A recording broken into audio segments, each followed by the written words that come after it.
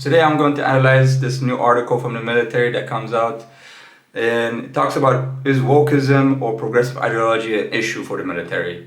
And several other YouTubers also have made videos about it, and we're going to analyze that too. But to begin with what's his name? Commandant General Berger from the Marine Corps. He said, wokeism is not an issue, that having an inclusive army, and it's not an issue at all. And I agree. They're just throwing dead bodies at, they're just throwing bodies at the enemies. I really don't think it matters if they're gay, straight, anything like that. And it's not an issue. So we'll see as well from Ryan that it's not an issue. He's a YouTuber. Can woke soldiers be good soldiers? I had a viewer ask me this morning how woke soldiers could defeat the Chinese People's Liberation Army. If you're outside the US, woke means alert to injustice in society, especially racism. I don't see how it's a disadvantage. The United States won wars based on such woke ideas as allowing freedmen to fight in the American Revolution, allowing freedmen to serve. An issue. And also the Babylon Bee thinks it's an issue though, because as we can see, it's a funny video that there's a Chinese soldier yelling, he, him, she, her, and at the American soldier. It's a good psychological warfare. And then the guy he just crumbles because he's weak and woke. So watch this. He, him. He, him. You are he, him. You are he, him. I can see clearly. You are bearded man. He, him. Fucking funny video. Yeah, just to let you know over here, yeah, it's not a problem for the military, no. So as we can see that military people are great above, the common man. So as we can see all throughout history that there was a warrior class, and even in Russia that there was part of the last name because you are part of the military family. This is this is in the time of guns and stuff. This was in the time of swords. Of medieval knights, but this is still in the 18th, 19th century, even up to the 20th century. It's there's whole families that grew up in military, and their last name is like Majorov because I don't know, I guess one of the ancestors was a major or something like that. It was a so if you look at throughout history, and if you look at America today as well, that we have a warrior class. If you look at Tim Kennedy, what's the guy's name? What's a big-headed guy that was on Joe Rogan, big-headed steroid guy, former Navy SEALs.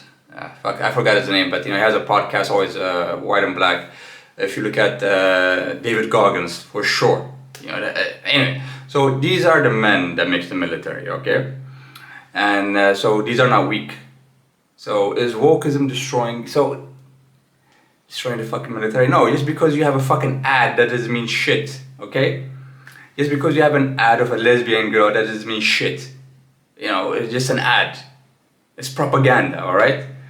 America can make videos about of them saving Muslim people from, say there's an American soldier, and then he picks up a dead, he picks up a Yazidi girl while fighting one arm, the Taliban, and saving women and educating. But that doesn't mean it's fucking true, because that's the fucking propaganda we're given to all the time. So people have to separate what the propaganda says and what the reality is.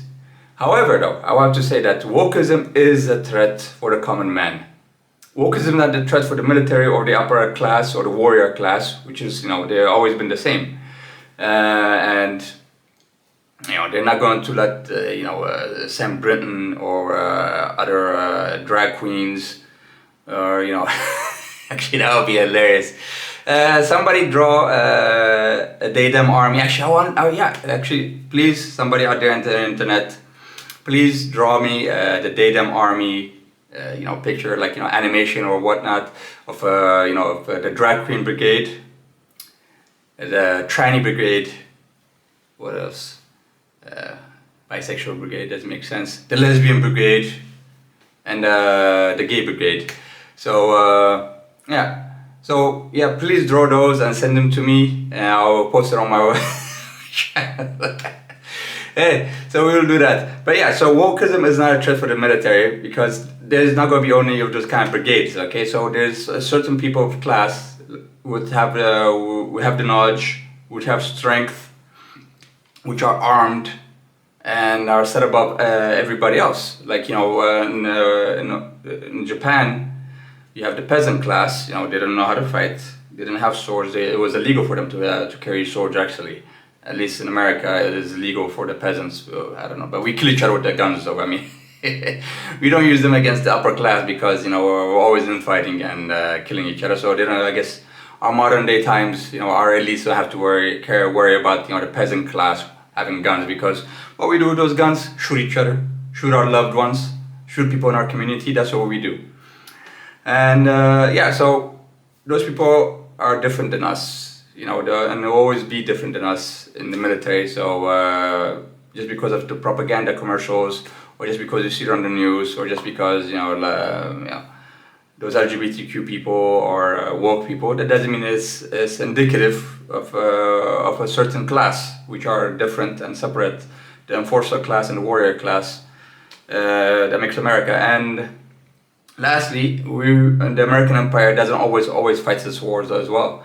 By that I mean it doesn't itself fight its wars. It has somebody else fight its wars for them. So NATO, that's one example, but I'm pretty sure our European allies are more comfortable and more relaxed than we are. I don't know about the warrior class, but their civilian class is just as relaxed as we are. It's comfortable. They're not the hardiest of the hardiest, I would say so. We have our own, what do you call it? We have the mercenaries, but they came from America too, most of them at least. And we have other, as I call them, American Bashibazooks, the Kurds.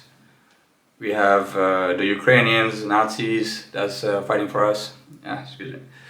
Who else do we have?